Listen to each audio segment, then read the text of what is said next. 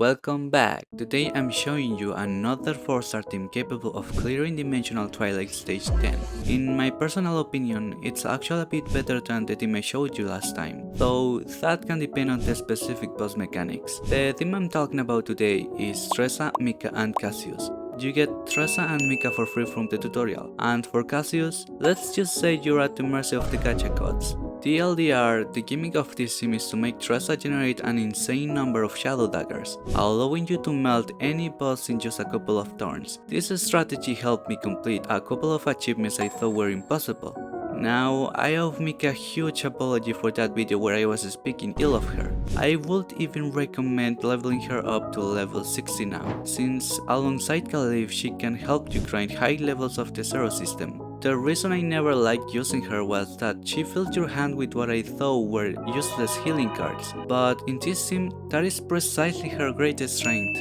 And finally, Cassius. I think you all know him by now. Ray was originally supposed to be here, you also get him from the tutorial, but Cassius is 1000 times better for this specific setup. Now let's get into the builds, because there's a lot to explain. For Tressa, I equip her with Satera and level her to 50 because she's the partner that gives the most dot damage thanks to her unconditional 16 attack buff. Her potential looks something like this. She has the 12 attack set and the 10 agony damage set. I honestly haven't had the resources to test if the void damage set is better than either of these, or if it stacks. Let me know in the comments if you've tried it. My Tressa has 2 dupes, but really only the first one matters. For Mika, her build is a bit more humble. Her partner is a level 30 Bone. Her potential looks something like this. Yeah, and she was on Haru's banner, so her dupes look something like this. I would say the most important one is her 6th dupe, which lets you use the Luch for free on the first turn. Cassius is built similarly to the other team I showed you. I just swapped his partner to Alisa, and I know I said in another video that you shouldn't build him as a TPS. But in this game, again, he can actually put out some solid damage, so I've geared him with a DPS set. Although, now that I think about it, that set condition won't proc much in this specific lineup. Now for the explanation of their save data and how they work to get there. In Tressa save data, surprise surprise, I've duplicated the Epiphany for the card Shadow Reload 4 times. I was honestly pretty lucky that none of them got erased when I saved my data.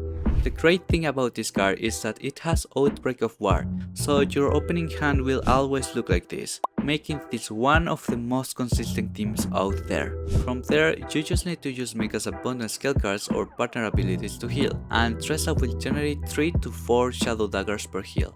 One thing I should clarify, the combo I mentioned in the last video with Nia's Soul Rip and Cassius Shuffle does not work with this upgrade of Shadow Reload, so keep that in mind.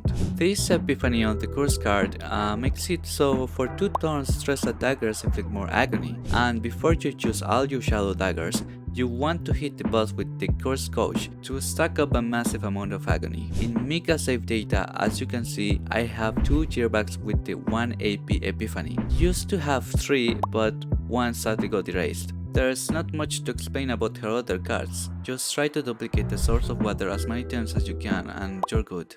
Cassie's save data has changed a bit. This one has 2 jokers for better deck control, and Shuffle has an Epiphany that lets you discard any number of cards and then draw that amount. I sometimes use this to generate a handful of Shadow Daggers, then discard them all with this card. In one turn, it's like I've drawn 10 cards. Combined with the fact that Source of Water or Gearback from Mika will almost always show up, this can extend your turn immensely, allowing you to exterminate almost any boss. The quest card you want to pick with Cassius for this sim is 000. With Tressa generating a ton of 0 cost cards, Cassius will generate even more 0 cost cards that scale over time. You want to use this to finish off the enemy, but if you run out of hand space, the limit is 10, you'll have no choice but to use them early. These cards will also inflict even more agony if you use them on a turn where you've activated Curse. And without further ado, I'll leave you with the gameplay, where Tressa doesn't even match the boss weakness.